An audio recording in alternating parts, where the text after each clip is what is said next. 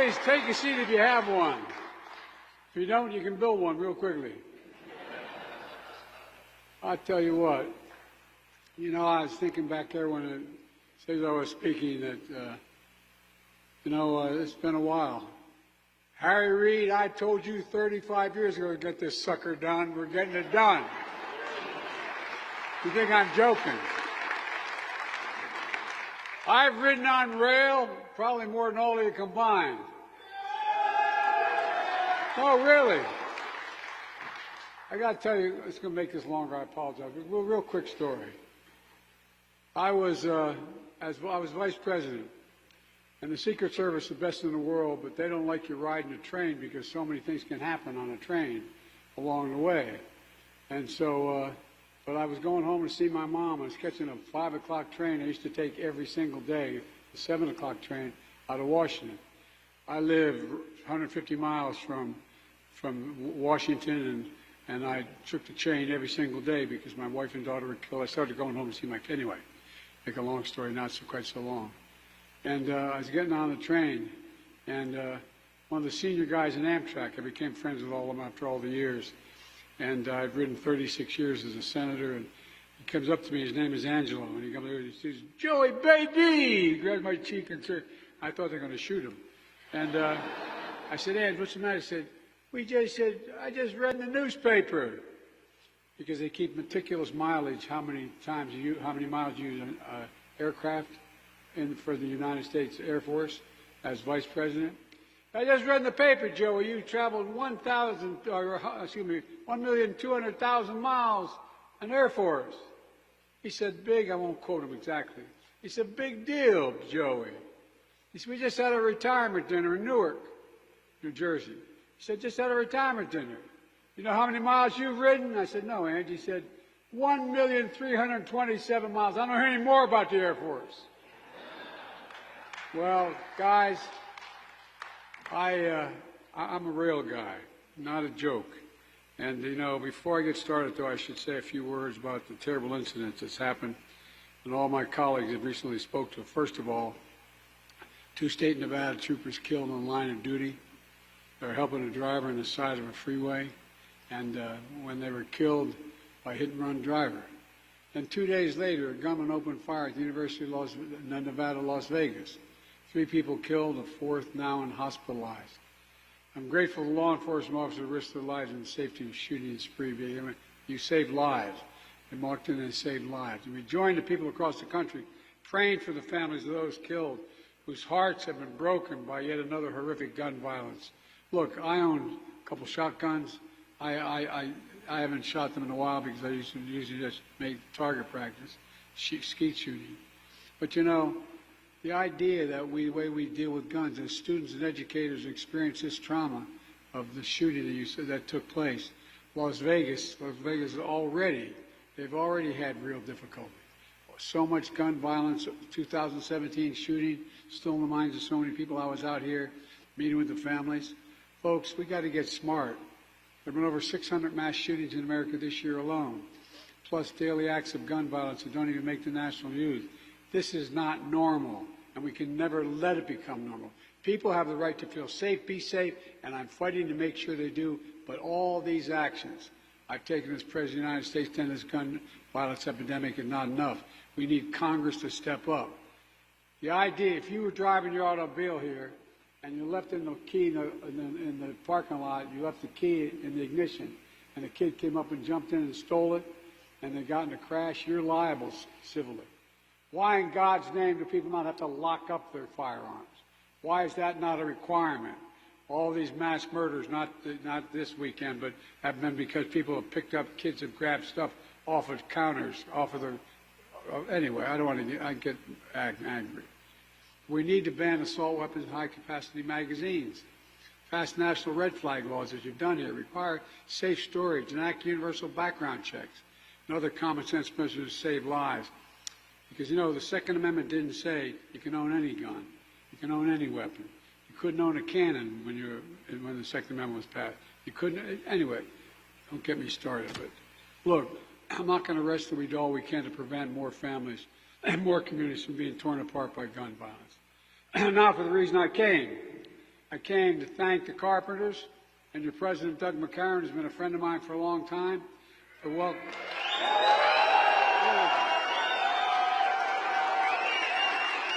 Stand up.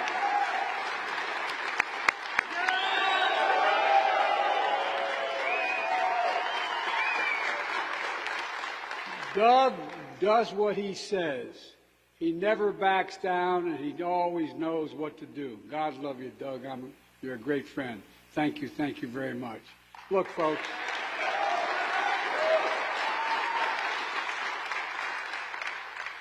And, you know, I was telling Doug, the first union ever introduced me were the carpenters from Newcastle, Delaware, a town that's 370 years old on the Delaware River. His name was McCullough, and he was a crotchety old son of a gun. And I was running for the Senate as a 29-year-old kid. I come from a very modest family. Anyway, to make a long story short, I was running, and if I got elected, which I did, I was going to be 17 days too young to be sworn in. I had to wait a little bit. And McCullough looked at me and said, I'm going to endorse you, Biden. You understand what we're doing, but damn, boy, I'm not sure I'm doing the right thing. You're awfully young. You're not even old enough to be president, old enough to be senator. You guys have been with me from the very beginning. And I want to thank Governor Lombardo and members of Nevada's outstanding congressional delegation. Jackie Rose is a friend, and Catherine Mastow, Cortez Mastow. All but the guy she's married to is pretty good. Former Secret Service. And Dana Titus and Representative Susie Lee and Stephen Horsford, who's chair of the Congressional Black Caucus. The relentless work for the people of Nevada brought this historic project home to your great state. I also want to thank our partners from the private sector, Wes and the whole team at Brightline, is supporting this project. It's a big deal, really. Really. And I mean big deal. It's a lot of money, a lot of involvement. My Investing in America agenda has now surpassed attracting $628 billion in private investment from all over the world of manufacturing, clean energy here at home, just since we took office about 2.5, 3 years ago. What's happening here in Nevada is another great example. A special thanks to my friend Governor Sisolak. I don't know where Gov is, but he knew me, he heard me, had to hear me talk about this for a long time back when he was governor. And finally, I want to thank a special member of my team, Mitch Landrieu. Now, Mitch is from New Orleans. That's New Orleans in English. And he used to be the mayor. His dad was the mayor. He knows what he's doing. He's been leading the charge to implement this bipartisan infrastructure law. We actually got, surprise, we got about 36 Republicans to vote for it. That's real. So thanks, Mitch. You know, nearly every day for 36 years as senator, I told you I took that train back and forth to Washington. 300-mile round trip. It took 4 hours, sum total, the time I left the house and got back to the house and each way. You know, I did it for my family, but I came to see how train and travel opens an enormous possibility for the nation. Rail connections, it connects jobs and opportunities for people. It gets goods to market, traffic off the street, travelers on the move. Railroads made America a force in commerce and innovation in the world, uniting the country, building the most powerful economy ever in the history of the world. And over time, though, we fell behind. Our infrastructure used to be the best in the world. When I took office, we were ranked 13 in the world in our infrastructure, roads, bridges, etc. Now we're turning it around in a big way. We're in an economic competition for the 21st century. By the way, China's had trains going 220 miles an hour for a while now. 220 miles an hour for a while now. Look, we have the best economy. How can you be the best economy in the world without having the best infrastructure in the world? And we're going to do that. That's why I'm here to talk about an ambitious vision for America to be fully within our reach. And I really believe it is. When I ran for president, I made a commitment to build a world-class, high-speed rail worthy of the United States of America. Worthy of America. I mean it. Put our nation back on track for the fastest, safest, and greenest railways in the world. And finally, to bring high-speed rail to our nation. Today, I'm here to deliver on that vision. You have no idea how much this pleases me. At long last, we're building the first high-speed rail project in our nation's history, and it's starting here.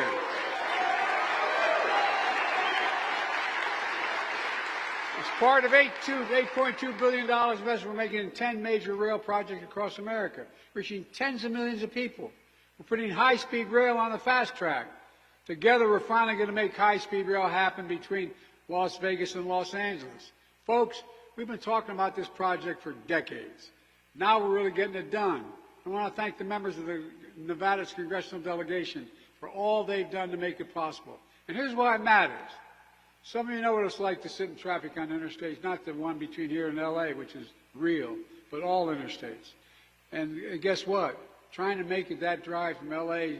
to Las Vegas, or Las Vegas to L.A., or anywhere in between is a pain in the neck. It can take up to 7 hours, but soon it's not going to be any more. We're investing $3 billion on this rail line so folks can make that trip in just over 2 hours. 2 hours. 186 miles an hour. And it won't just get there faster. The rail project reduces carbon emissions by it's as similar as taking 3 million vehicles off the highway.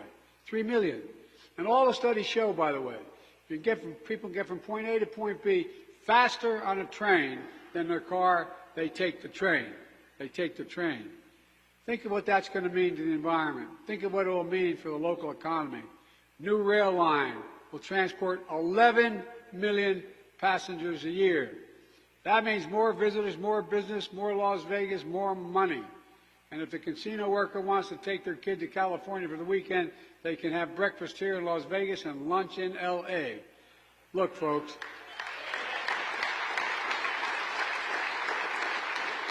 But what it really means, it means growth, it means opportunity for towns and communities between here and the California coast. It's on track to be completed by the 2028 Olympics in Los Angeles. Guess where they're going to come and visit, huh? It means with high-speed rail, Las Vegas can host more than some of the hundreds of thousands of visitors and athletes who are expecting from around the world. And here's the best part. It means jobs, union jobs. Jobs, jobs, jobs.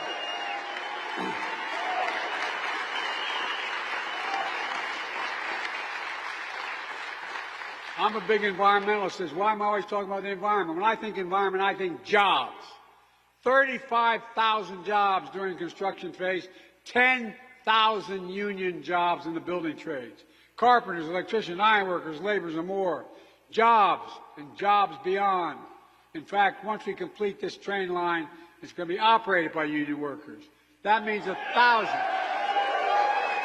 That means 1,000 new jobs for track and signal workers, onboard workers, shopcraft workers, everyone who works on the rail. And for those good-paying jobs, they don't require a college degree, but you got to work just as hard to get one, man. Union workers are the most highly trained, skilled workers this is not a joke. You're the most highly skilled workers in the world. You know, no, I'm not just saying it. But you guys don't talk enough about it. It's like going to college. You've got to be an apprentice for 4 to 5 years. You can't walk up and say, I want to be a carpenter. You got to go to school to be a carpenter, and you got to do it here. You know, the long term, I had the Treasury Department do a study. The cost is more efficient to hire a union worker because you do the best jobs, the best results, and they last the longest, and long run, you're cheaper for the employer than if you weren't a union worker.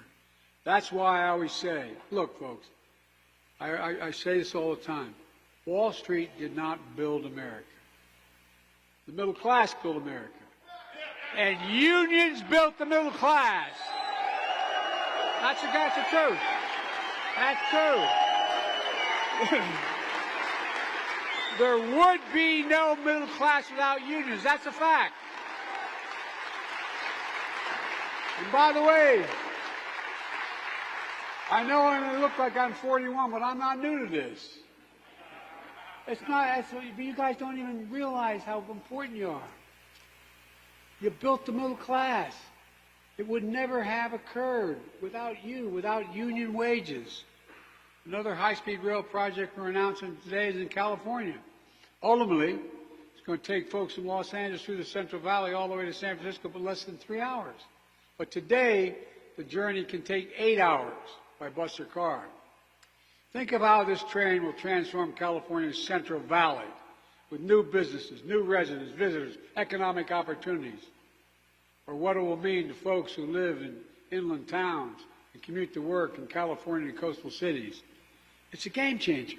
I mean, you know, we make these speeches, but I mean every single word I'm saying literally.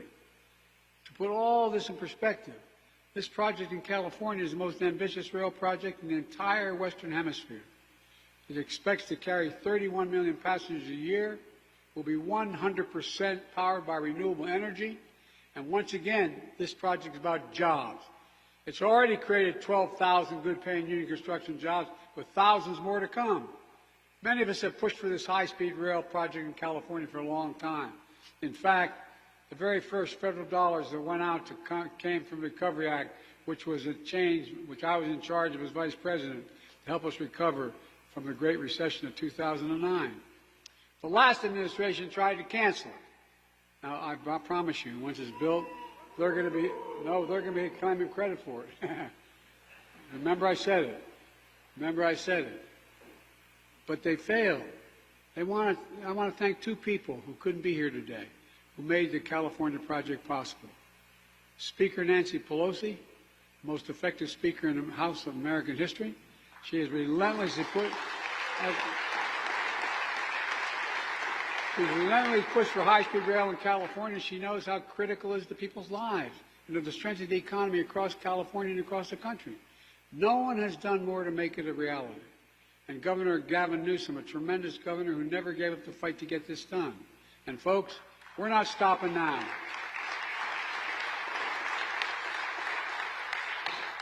I know we're here about this project, but these projects are joined by others across the country. I made sure we had not just two. North Carolina, Virginia, Illinois, Pennsylvania, improving rail service in Montana, Maine, New Hampshire, all the way to the Alaskan Railroad.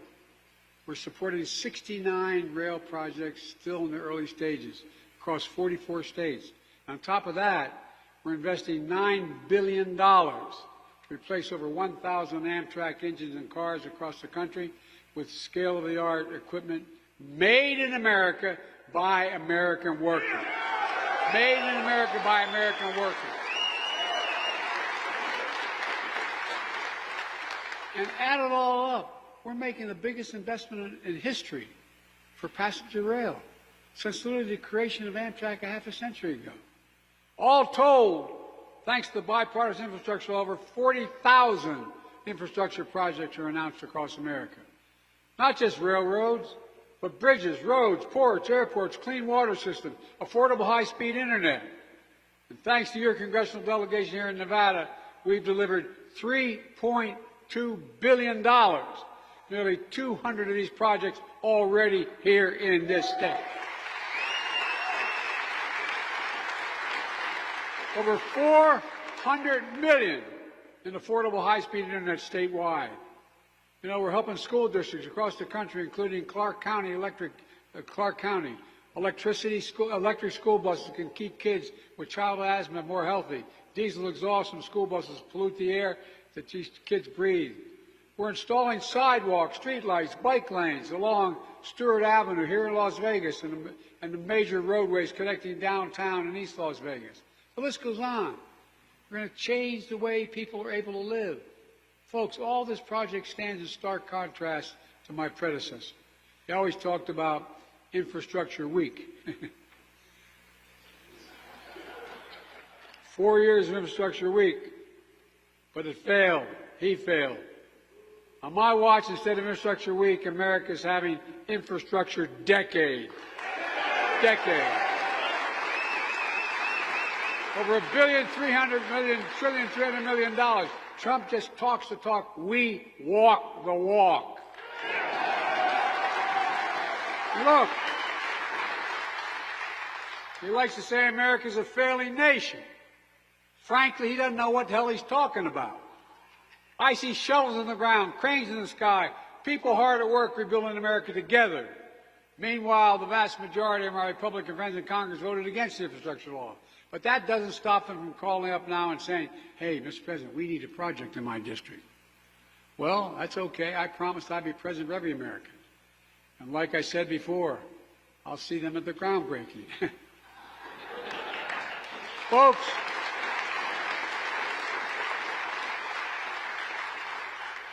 I shouldn't be so flip, but I made a commitment, and this is God's truth. I made a commitment to build this country, to stop the trickle-down economics. My dad was a hard-working guy, busted his neck. Not a whole lot trickled down on our kitchen table. Not a whole lot trickled down. My dad used to say, a job is worth a lot more than a paycheck, Joey. It's about your dignity. It's about respect. It's about being able to look your kid in the eye and say, honey, it's going to be okay. It's going to be okay. Well, I decided we're going to build the economy a different way. Not a joke. Back when it really was burgeoning after the 30s. To build an economy from the middle out and the bottom up. That way the poor have a shot, the middle class do well, and the wealthy still do well. Matter of fact, they should be paying a hell of a lot more taxes. That's another issue. But to invest in ourselves again, in all Americans. They started off making fun of it, calling it Bidenomics. Well, guess what? It is Bidenomics.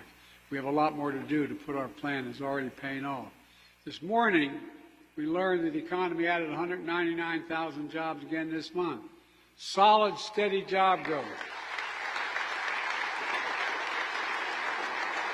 Like that, we call a sweet spot that's needed for stable growth and lower inflation, not encouraging the Fed to raise interest rates. All told, we've created 14 million jobs since we took office, more than any president has created in all 4 years of a term. Wages are up more than inflation. The economy grew by 5% this last quarter. Today, the supply chains are strong, but we have more to do to bring down inflation beyond the 2/3 we brought it down. America's had the strongest growth and now is the lowest inflation of any major economy in the world, but there's more to do. We know the prices are still too high for too many things. That's why I'm fighting to lower the cost for prescription drugs. Guess what? Insulin, $400 a month for people. Guess what it is now? $35. $35.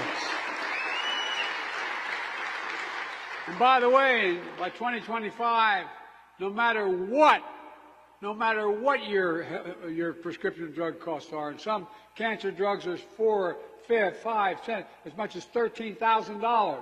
Nobody, as a senior, will have to pay more than $2,000 a month, period.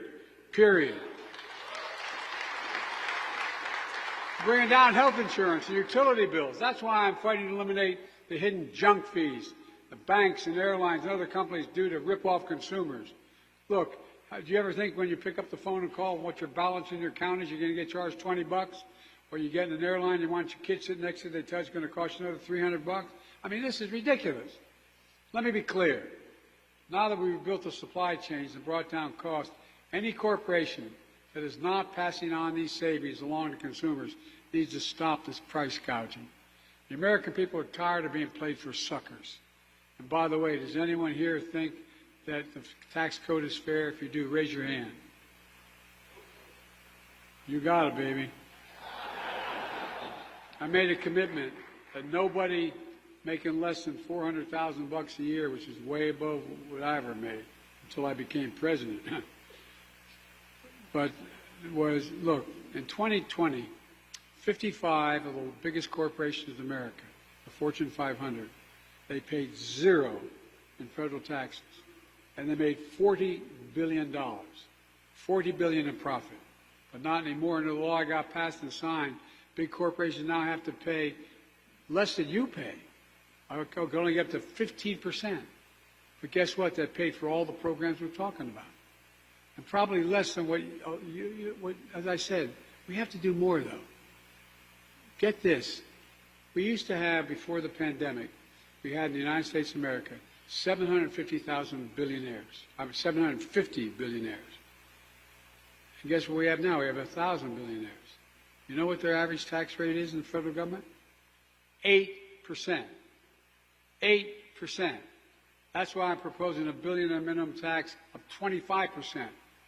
25.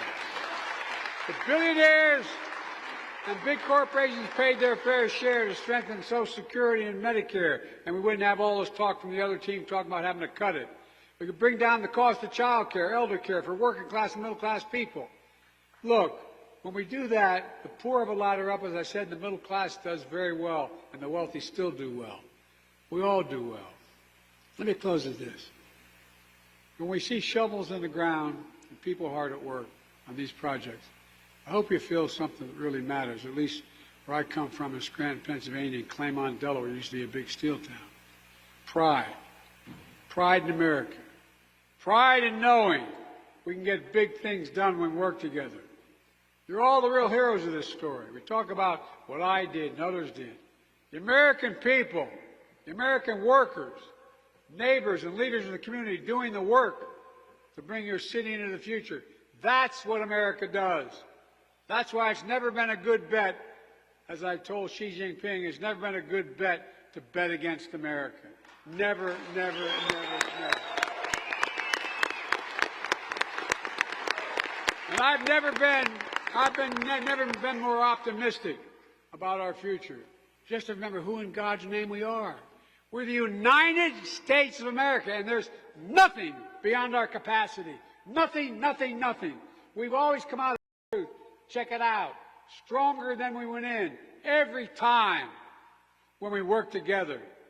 God bless you all, and may God protect our troops. Let's get this done.